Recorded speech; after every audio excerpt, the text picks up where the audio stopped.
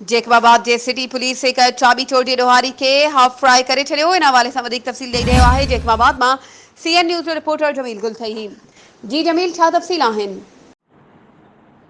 जी, जेकाबाद city police जेको आहे नौजवान खे हाफ फ्राई करे छॾियो आहे।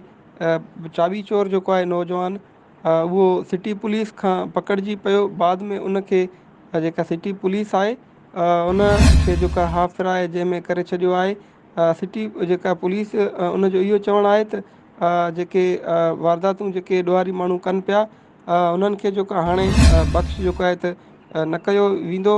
उनखां पोइ अॼु सिटी पुलिस जेको आहे त झटपट जो जेको आहे रहवासी जेको नौजवान आहे उनखे जेको आहे चाबी चोर जेको हुयो उनखे पुलिस अॼु जेको आहे हाफ फ्राई करे उनखे जेको आहे उनखां पोइ नौजवान खे जेको आहे इलाज लाइ सिविल अस्पताल मुंतक़िल करे छॾियो आहे। ऐं हिन वक़्तु जेको नौजवान आहे उहो जेको आहे त सिविल अस्पताल जेको आहे त मुंतक़िल आहे। जी महिरबानी जमील, तफ़सीलनि खां आगाह करण जे लाइ।